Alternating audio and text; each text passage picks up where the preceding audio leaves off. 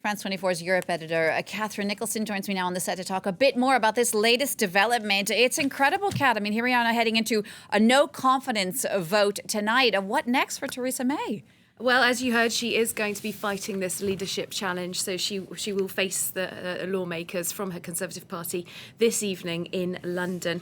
We understand that, as you mentioned, they needed at least 48 members of the Conservative Party, Conservative MPs, I should say, to present those letters saying they didn't have confidence in the Prime Minister. It seems from what we're hearing that at least 75 actually presented letters in the end, so far above that 48 bar.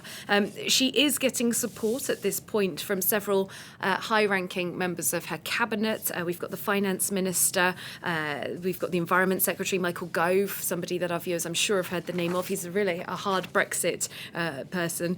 He's supporting the Prime Minister. The work and pension secretary, Amber Rudd, also giving her full support, the foreign secretary, the home secretary.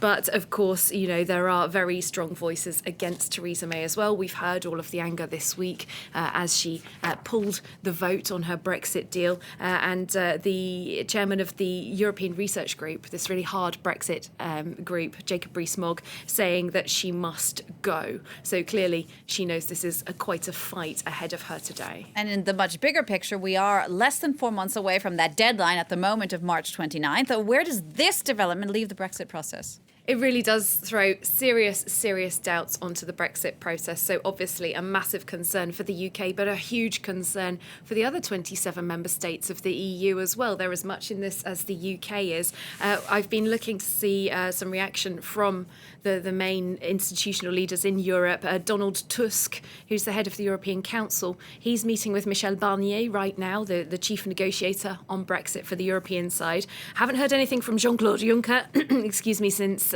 before he met Theresa May himself yesterday, and nothing from Michel Barnier himself at this point.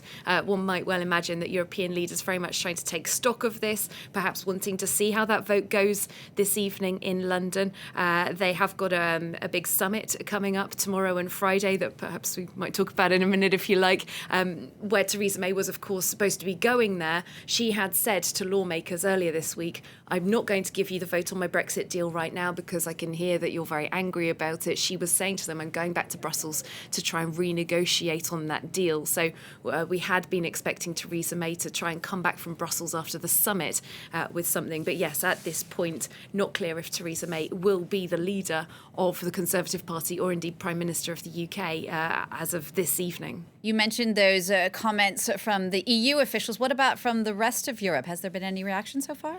Again, very interesting. I mean, I think, of course, leaders very preoccupied, of course, with events in Strasbourg. Emmanuel Macron fully tied up with what's happening in Strasbourg. I also don't seem to have anything from Angela Merkel. But when you look at the reactions from members of the European Parliament, very vocal about Brexit, many of them saying, you know, perhaps now is the moment for the UK to use its power to call a halt to Brexit, freeze it, cancel it altogether. That's a right that the UK had confirmed from the European Court of Justice just on Monday this week in a landmark ruling. So some calls for that to happen. I ought to say, Theresa May mentioned as she was giving her declaration outside Downing Street just there, that she said, if you want to have a full leadership contest, if she fails this tonight and a leadership contest begins, then there is, of course, a timeline that goes along with that. The quickest variant of that is that members of Parliament choose a new leader among candidates that put themselves forward. That could be the quickest way of doing it. That's actually how Theresa May got the job in the first place. But if it goes to a full-blown leadership contest, then it means members of Parliament have to have at least one vote, perhaps several if many candidates put themselves forward. Then when two candidates are there, it goes to the full membership of the Conservative Party, generally in the United Kingdom. You can only imagine how long this sort of thing takes. Theresa May is saying there would not be a new leader in place by January 21st, which is the legal deadline that the UK has for telling the EU whether they have a deal or it's a no-deal scenario. So she is right in saying that. That's certainly going to be a consideration for Conservative members of Parliament as they make their choices for that vote this evening. Just a very quick word, Kat, on this EU summit tomorrow and how this might have an effect on that. Indeed. Well, as I said, we don't know. A leader of the United Kingdom is expected to be present at that summit. The European Council is the collection of all 28 member states, leaders of state or of government. So if Theresa May is ousted this evening, we don't even know who's going to be representing the UK tomorrow. Brexit is back on the agenda because there hasn't been the vote in the UK House of Commons. It's going to be absolutely the dominant theme of this summit, whatever happens. That was not originally intended to be the case. I will be there, just so you know.